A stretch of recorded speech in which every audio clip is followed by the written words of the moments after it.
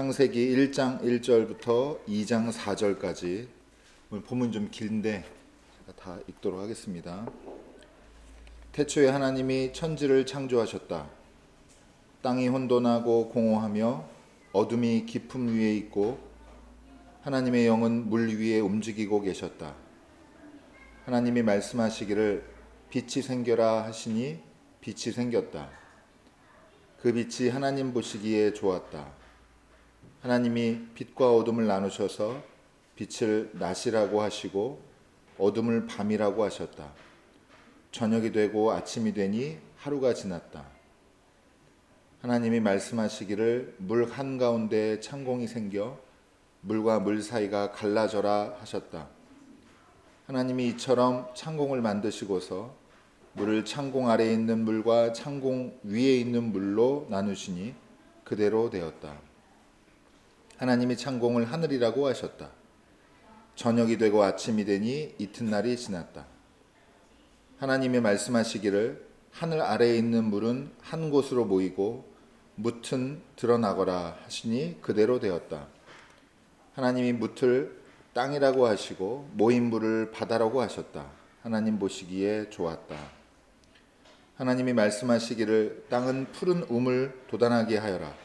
씨를 맺는 식물과 씨 있는 열매를 맺는 나무가 그 종류대로 땅 위에서 돋아나게 하여라 하시니 그대로 되었다.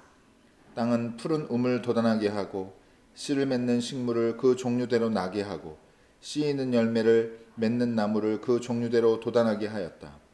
하나님 보시기에 좋았다. 저녁이 되고 아침이 되니 사흔날이 되었다. 하나님 말씀하시기를 하늘 창공에 빛나는 것들이 생겨서 낮과 밤을 가르고 계절과 날과 해를 나타내는 표가 되어라. 또 하늘 창공에 있는 빛나는 것들을 땅을 환히 비추어라 하시니 그대로 되었다. 하나님이 두 큰 빛을 만드시고 둘 가운데서 큰 빛으로는 낮을 다스리게 하시고 작은 빛으로는 밤을 다스리게 하셨다. 또 별들도 만드셨다.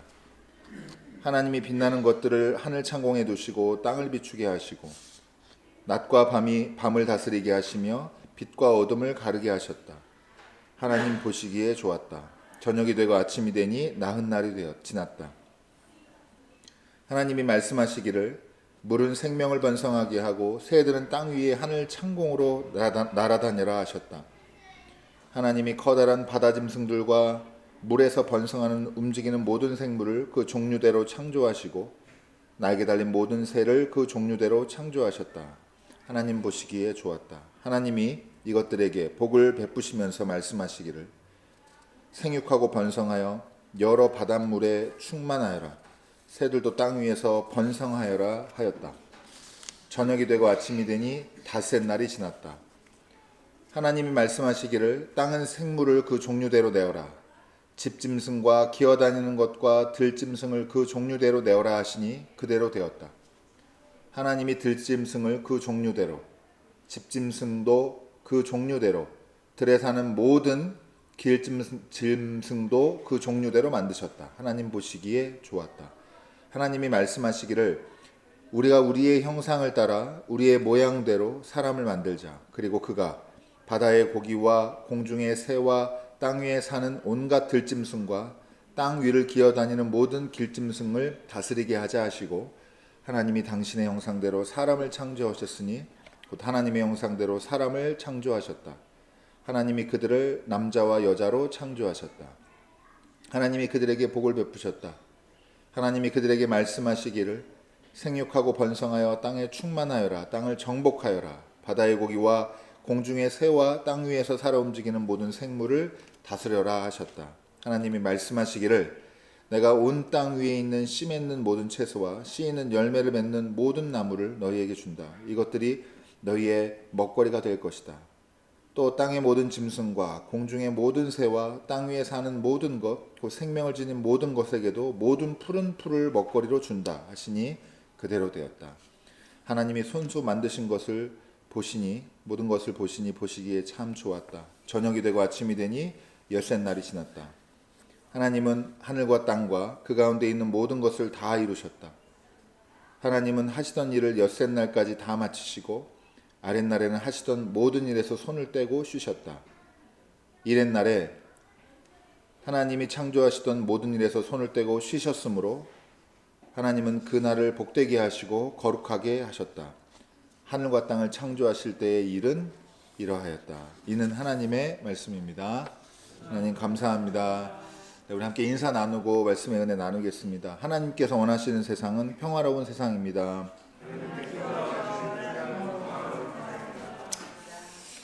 네, 오늘 긴 본문을 함께 읽었는데요. 창세기에 기록된 창조의 모습입니다. 그래서 줄일까 고민했는데 한번 같이 읽으면서 전체의 내용들을 세세하게는 다 혹시 암기하고 그러지 못하시더라도 어떤 식으로 기록되어 있는지 한 번씩 다시 상기했으면 하는 마음으로 함께 읽었습니다. 삼위일체는 여러분 늘 이게 말씀드리지만 어려워요. 어렵고 설명이 안 됩니다. 이게 그러니까 이런 말이 그냥 뭐 저는 아는데 혹은 누구는 알고 있는데 그거를 어떤 사람에게 말하기가 어렵다는 말이 아니라 이 개념 자체가 사실 인간의 직관과 논리로는 말도 안 되는 겁니다.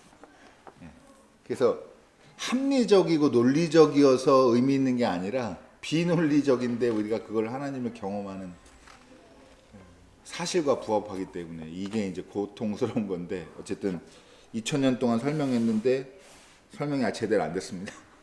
그렇지만 모두가 신앙을 고백할 때는 삼위일체 하나님에 대한 믿음을 가지고 고백을 하는 것이 또 한편으로는 기독교의 오랜 전통이기도 한데요. 어쨌든 왜 이렇게 설명하려고 그럴까요? 삼위일체를 안 되는 걸. 이거 나중에 또 안 될 거예요. 우리 직관으로는 이해가 안 돼요. 세 개인데 하나고 하나가 셋이고. 이걸 논리적으로 설명하려다 보니까 여러 가지 또 새로운 창조적인 방법도 해석도 나오긴 했는데 어쨌든 확실하게 설명한다는 건 불가능하다. 여기서 다시 출발을 해야 되는데 중요한 거는 왜 이렇게 삼위일체를 우리가 이해하려고 그러냐? 근데 이거는 이제 답이 있어요. 뭐냐면 삼위일체적인 사고를 할 줄 알아야 성경에서 설명하려고 하는 내용들이 이해가 갑니다. 특히 사랑 같은 거. 그리스도교에서 말하는 사랑 같은 게 삼위일체를 전제하지 않고는 그 교회에서 기독교 그 신앙에서 말하는 사랑을 이해할 수가 없어요. 그렇기 때문에 중요합니다. 그래서 오늘도 이렇게 1년에 한 번씩 돌아오지만 삼위일체에 대해서 한번 같이 함께 말씀을 나눠보겠는데요. 그러니까 어쨌든 고백에서 시작할 수밖에 없습니다. 오늘 첫 번째 고백은 태초에 사랑이 있었다입니다. 그래서 오늘 말씀의 제목은 새 창조의 안식인데 창세기 1장 1절 2절 이렇게 시작을 하죠. 태초에 하나님이 천지를 창조하셨다. 땅이 혼돈하고 공허하며 어둠이 깊음 위에 있고 하나님의 영은 물 위에 움직이고 계셨다. 이렇게 말씀하십니다. 이제 이게 태초에 사랑이 있었다. 물론 그 태초에 말씀이 계셨다. 하나님은 사랑이시다 등등등 하나님을 이렇게 한 단어로 표현하는 것들이 많이 있고 태초의 시작을 설명하려고 하는 성경에 많은 노력들이 있지만 오늘은 시작을 태초에 사랑이 있었다 이렇게 시작을 해보고 싶습니다. 예, 이거 저희가 이제 고백으로 시작하자고 그러는데 고백인 이유는 태초를 본 사람이 있을까요, 없을까요? 없죠. 당연히 없으니까 고백입니다. 봤으면 고백이 아니라 뭐 증인이라고 해야 될 텐데 우리가 하나님이 천지를 창조하셨다고 믿고 고백하는 거예요. 본 사람은 아무도 없습니다. 그리고 뭐 오늘은 이런 내용 웬만하면 안 하겠지만 여러분 무슨 과학적으로 이게 하루 이틀 4일 5일 6일 이렇게 자꾸 이렇게 문자주의적으로 해석하시는 분들이 있는데 네 안타깝습니다. 이건 그런 내용이 아니에요. 그런 내용이 아니고 하나님이 천지를 세상을 창조하셨다라고 하는 이 세계를 하나님께서 창조하셨다라고 하는 것을 저희가 어떻게 받아들이고 이해할 거냐 이게 중요한 건데 첫 번째로 기억할 거는 신교 신학적으로 좀 자주 인용되는 말인데 무로부터의 창조라고 합니다. 제가 똑똑한 척 해보려고 이거 라틴어로 하면 크레아티오 엑스 니힐로라고 하거든요. 그러니까 원래 있던 조합을 잘 섞어서 배합해서 그래서 해도 만들고 달도 만들고 이게 아니라 아무것도 없었는데 무에서부터 창조하셨다라고 해서 이게 하나님의 이제 전지점. 그러니까 이게 무슨 의미일까요? 아무것도 없는 데서 하나님 창조하셨다 그러니까 이게 신앙적으로 어떤 의미일까요? 이 세상의 모든 만물이 하나님으로부터 비롯됐다라고 하는 겁니다. 그러니까 이 창조의 이 과정들을 보면서 이게 중요한 겁니다. 이게 하나님이 하나하나 손수 만드셨다라고 하는 게 이 세상에 우리가 눈으로 보는 모든 것들이 메이드 인 하나님이다라고 하는 거예요. 그래서 인간도 소중한 겁니다. 근데 어쨌든 이 엿새 동안 창조하신 과정이 쭉 설명이 되어 있는데 저희가 읽은 것처럼 근데 이거를 그냥 간단히 요약하고 필요한 부분만 다시 더 집중적으로 살펴볼 텐데 어쨌든 창조 전체의 과정을 요약을 하면 하나님께서 태초에 혼돈했는데 거기에 경계를 설정하시고 그다음에 분리하고 구분하고 그다음에 생명이 그런 걸 통해서 생명이 살아갈 수 있는 안전한 터전을 만드시고 질서를 만드시고 한 게 바로 하나님께서 창조에 하신 일이다. 모든 만물이 하나님으로부터 비롯됐고 그리고 그것들이 복되게 살아갈 수 있도록 하나님께서 질서를 만드셨다. 이게 이제 이 창조 과정에서 중요한 내용입니다. 여기서 조금 중간에 논리적인 비약은 있지만 여러분 창조를 누구를 위해서 했을까요?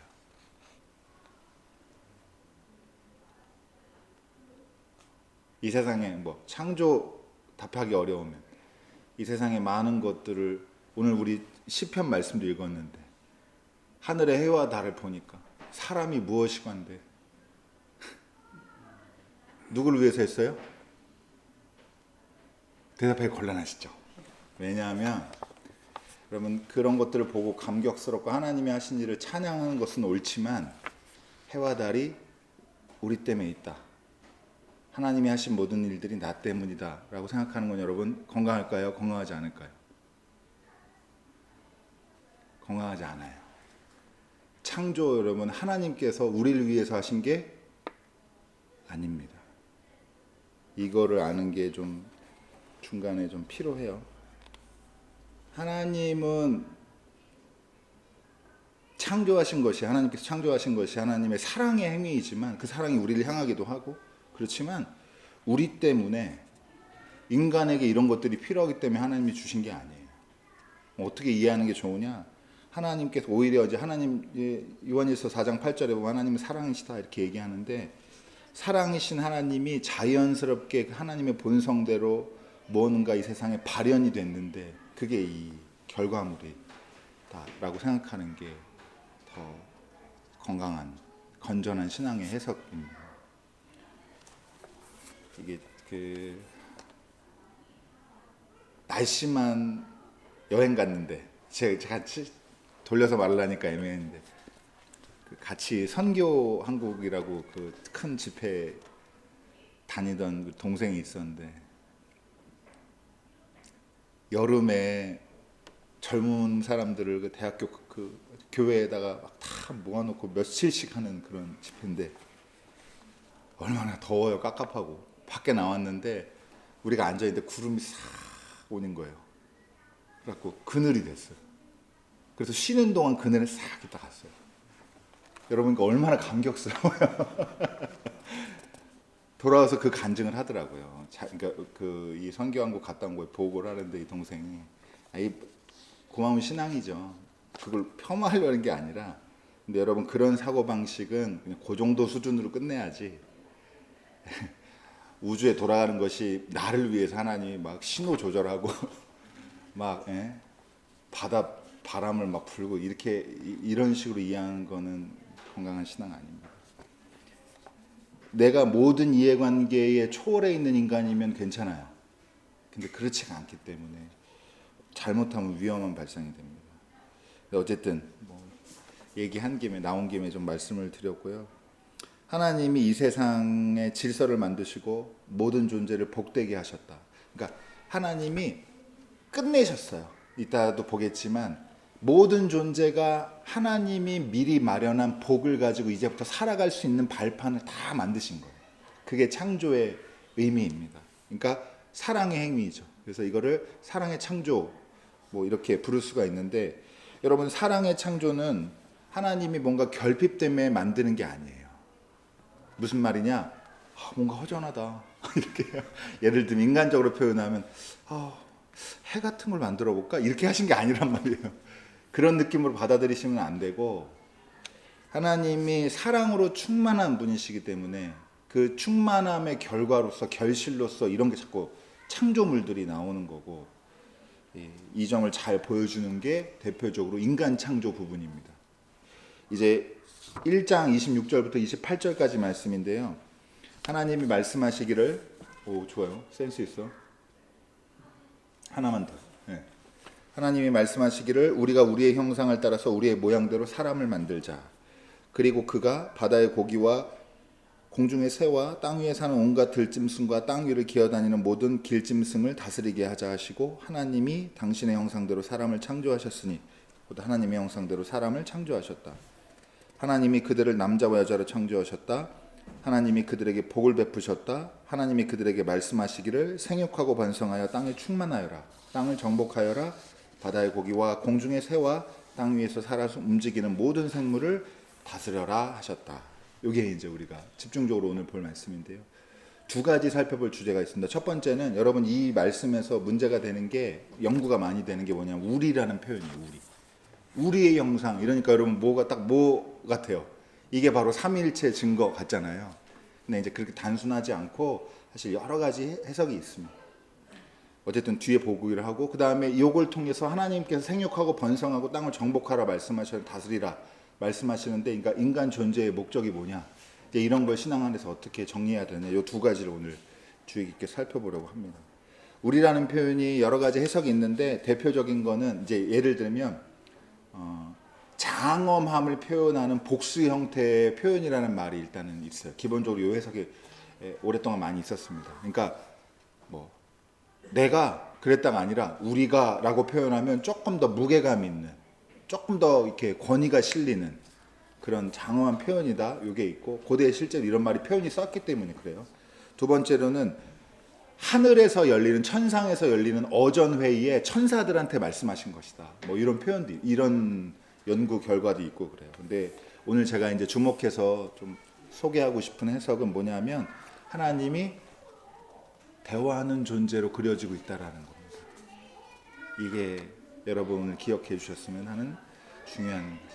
하나님이 어떤 분이냐? 창세기 1장 1장을 보니까 1장 26절부터 28절 보니까 하나님은 대화하는 분이네, 이렇게 되는 거예요. 이게 왜 중요하느냐? 여러분, 대화라는 거는 상대가 있어야 됩니다. 그러면 하나님이 상대에 대한 상호 의존성을 가지고 태초부터 하나님의 본질적인 부분에 상호 의존성이 있다라고 하고, 이게 여러분 뭐랑 연결돼요? 상대가 필요한 일이 뭐 있어요? 가장 중요한 일 중에 인생에서 사랑이 있습니다. 사랑은 상대가 필요해요. 내가 있으면 내가 있어야 돼. 너가 있어요. 너가 있어야 됩니다. 근데 하나님이 존재하시는 방식이, 양식이, 본질이 너와 내가 있는, 그러니까 1인칭, 그러니까 단수가 아니라 복수 형태로 하나님이 존재하시고, 그게 그 표현을 통해서 하나님이 설명된다라고 하는 게, 그게 이제 중요한 신학적인 이제 질문이고, 이게 결국에 이제 삼위일체까지 연결이 되는. 하나님에게는 대화할 대상이 있어요. 하나님께서는 홀로 완전하고 독립적이고 권위적인 이런 모습으로 존재하지 않고, 하나님께서는 사귐을 통해서 존재하신다라고 하는 게 여러분 우리에게 이제 첫 번째 은혜가 되는 말씀입니다. 태초에 그래서 관계가 있었다라고도 말할 수 있어요. 이걸 이제 쉬운 말로 하면, 제가 지난주부터 계속 연결을 하고 있는데, 하나님은 소통하는 존재라는 겁니다. 대화하는 분으로 그려지고 묘사되는 게, 여러분 하나님은 소통하는 존재라고 할 수 있습니다. 말을 걸어요. 말을 걸고 듣고 논의하고, 그래서 그걸 통해 결정하시고. 그래서 여러분 온전한 사랑의 사귐은 어떤 걸 요청하게 되냐? 여러분 사랑의 온전한, 하나님의 사랑이 충만하셔서 이 창조라는 행위, 사랑의 창조가 발현이 됐다고 했잖아요. 자연스럽게. 이게 무슨 말이냐? 여러분 온전하게 사랑하잖아요. 그러면 두 사람 이상으로 이 사랑이 확장이 됩니다. 그래서 여러분 그리스도인 되면 저 사람 제대로 건강하냐 볼 수 있는 표지들이 있어요. 주일 성수 열심히 하고 이러는 게 아니라 생활에서 나타납니다. 건강한 사람들. 그게 뭐예요? 개방성이 그 중에 하나입니다. 열리게 돼요.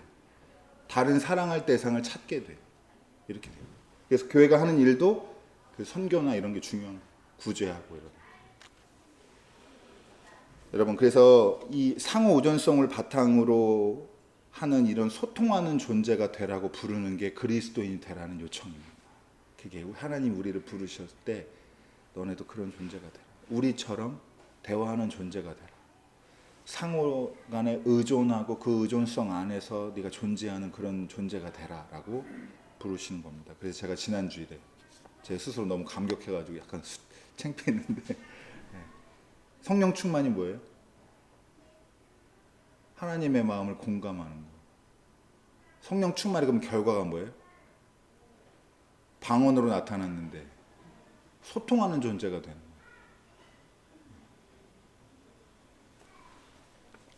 여러분, 하나님께 이게 왜 오늘날 이런 해설이 중요하냐면, 이게 회사 다니시고 직장 생활 하시고 다 대부분 경험이 있는데, 여러분, 나 그만두면 회사 망해요, 안 망해요?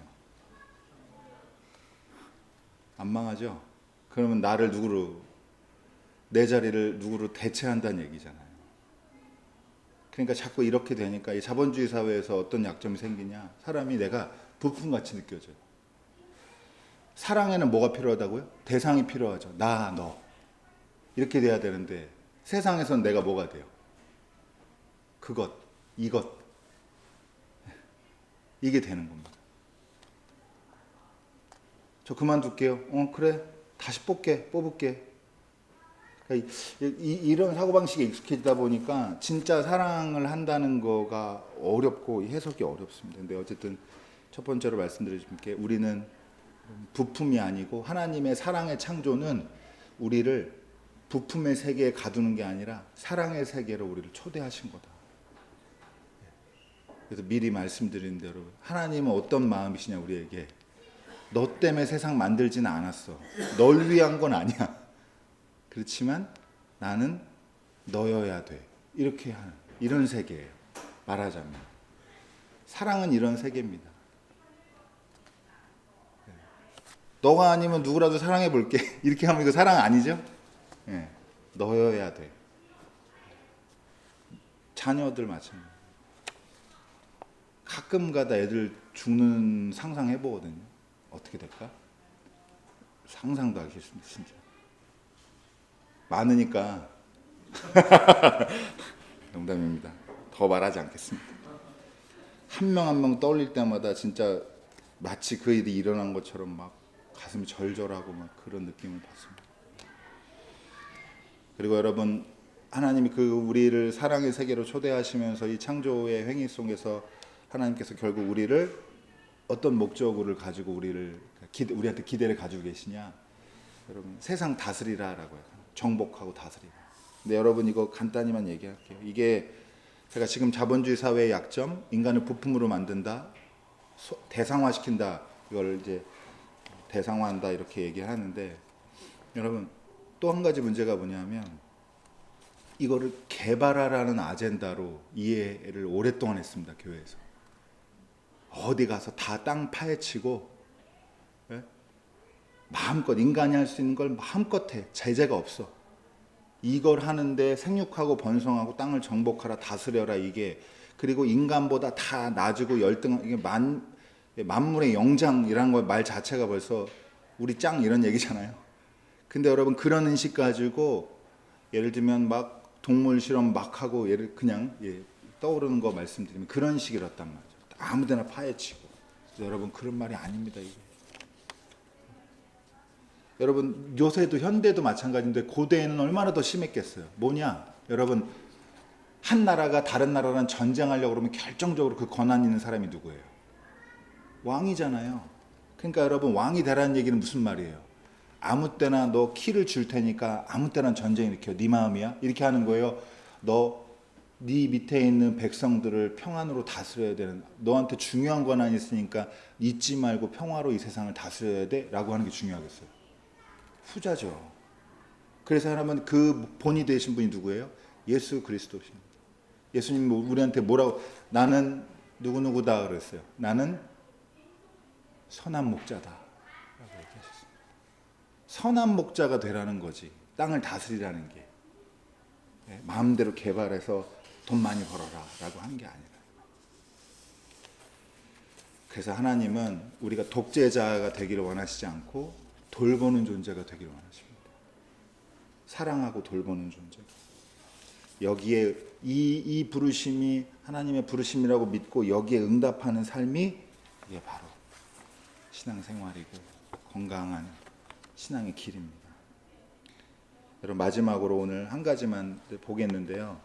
여러분, 이제 2장으로 넘어가면은 하나님이 하늘과 땅과 그 가운데 있는 모든 것을 다 이루셨다. 하나님은 하시던 일을 엿새 날까지 다 마치시고 이렛 날에는 하시던 모든 일에서 뭐 어떻게 했대요? 손을 뗐다. 완성, 끝. 전문용어로 시마이라고 하는데, 이렛 날에 하나님이 창조하시던 모든 일에 손을 떼고 쉬셨으므로 하나님이 그날을 복되게 하셨어요. 거룩하게 하시고. 그리고 뭐라고 그래요? 이게 창조의 완성이다라고 이제 표현을 하고 있는 겁니다. 여러분, 이렇게 생각해 보세요. 10분간 휴식 이러면 여러분, 일하려고 쉬는 거예요? 쉬려고 쉬는 거예요? 일하려고 쉬는 거죠? 잠수를 해야 되는데 물 밖으로 나와가지고 숨 크게 들이마시면 들어가려고 쉬는 거예요? 아니면 숨 쉬려고 쉬는 거예요? 그렇죠? 여러분, 일이 목적이 될 때에는 쉼이 수단이 됩니다. 재충전해서 또 달려야 돼요. 근데 여러분, 기독교가 말하는 안식은 인간을 빡세게 굴리려고 잠깐 숨 들이마셔. 그래, 보충해, 에너지 채워라. 다시 나가서 또 미친 듯이 해보자. 이런 개념이 아니에요. 이 일의 날의 안식은 뭐예요? 완성입니다. 완성. 끝났어요. 끝내고 쉬는 거. 그리고 이 날이 무슨 날이에요? 복되고 거룩한 날이에요. 그러니까 여러분, 일하는 존재로 불렀어요. 우리를 복된 날의 주인을, 복된 날 누리는 존재로 부르신 거예요. 우리를 그렇게 부르셨습니다. 우리는 세상의 부품도 아니고 우리는 소처럼 일하다 죽는 그런 존재로 하나님이 만드신 게 아닙니다. 원래는 그렇다는 거예요. 여러분, 율법주의도 마찬가지예요. 나쁜 게. 법 잘 지키는 사람이 필요해서 율법 만들면 이거 여러분 이상한 거 아니에요? 사람이 있고 그 사람들 위해서 법이 있는 거지. 그 율법주의가 결국 그 이스라엘이 가지고 있던 예수님 당시에 민족적으로 그러니까 실패했던 게 원인이니까. 자기네 민족 중심으로, 율법 중심으로 자꾸 사람들 정죄하고, 왜 덜 기도해, 왜 손을 안 씻어, 이런 논의로 갔기 때문에 결국에는 힘을 잃고 말았는데, 여러분, 우리는 거룩한 복을, 원래 태초에 주어진 이 복을 누리라고 창조되고 부름받은 존재입니다. 이게 중요합니다. 마지막으로 여러분, 달력 한번 보실래요? 일요일부터 시작합니까? 월요일부터 시작합니까? 첫째 주 하면 일요일부터 시작하는, 주일부터 시작하는 겁니다. 여러분, 이게 무슨 말이냐? 삶의 리듬이 악센트가 어디 있는? 강약약, 중강약약. 그런데 강이 어디 있어요? 말하자면 주일에 있는 거예요. 그리고 이 시작에 있고 완성이면서 출발인 이 시간이 여러분, 일주일간의 우리 삶의 중요한 시간입니다. 그래서 제가 매주 교회 나와라 라고 얘기해서 나오면 그건 벌써 여러분, 잘 지키기 위해, 주의를 잘 지키기 위해서 사람을 만든 꼴이 돼버리는 거예요. 그런 게 아니라 여러분, 이 날을 복된 날이라고 믿고 여기서 누리고 안식하시는 걸 이 교회 예배와 집중의 시간에서 출발하시면 좋겠다라고 하는 겁니다. 냉장고, 바지, 옷, 차, 심지어 뭐 집도 다 대체 가능해요. 그러나 사랑은 대체 불가능합니다. 이 대체 불가능한 것을 우리를 보시고 이 날을 거룩하게 하셔서 여러분 한 사람 한 사람을 만나길 원하시는 하나님의 날, 이 날에 여기서 시작하시고 삶의 리듬을 여기서 출발하시는 여러분들 됐으면 좋겠습니다. 주일에도 일해야 되는 사람이 있죠. 우리 교회도. 그리고 밤낮이고 책임감에 눌려서 살고 있는 그런 사람도 있죠. 아니 뭐 그렇다고요. 은행 어플을 하루에 한 150번은 보는 것 같아요. 그래서 또 아프지도 못하는 분들이 있죠. 내가 아프면 어떡해? 내가 휴가를 어떻게 내나? 내가 쉬면 뻔히 보이는데 슬픈 얘기인데 먼저 가지도 못해요. 내가 먼저 가면 어떡하나? 여러분 인생이 무거워요. 무거운데 그러나 여러분 세상에서 아무리 이렇게 우리를 씨름하게 만들어도 여러분 잊지 마시라는 겁니다. 여러분은 무게에 짓눌려서 억지로 숨이 붙어서 살아가는 존재로 부름받은 게 아니고 여러분 이 세상에 부품처럼 살아가지 않는 것이 우리의 진짜 참된 모습이고 인간은 훨씬 복된 존재로 태어났다, 창조됐다는 걸 여러분 이 삼위일체주일에 여러분 기억하시면 좋겠고 그 말씀 전 좋던데 여러분 원죄란 말이 있잖아요. 원죄 전에 뭐가 있어요? 네, 원복이 있습니다. 태초에 우리가 받은 복이 있어요. 그 복으로 여러분 충만하게 주일마다 누리시고 그 편안한 안식 속에서 여러분 삶의 힘을 얻는 여러분 되시면 좋겠습니다. 기도하겠습니다.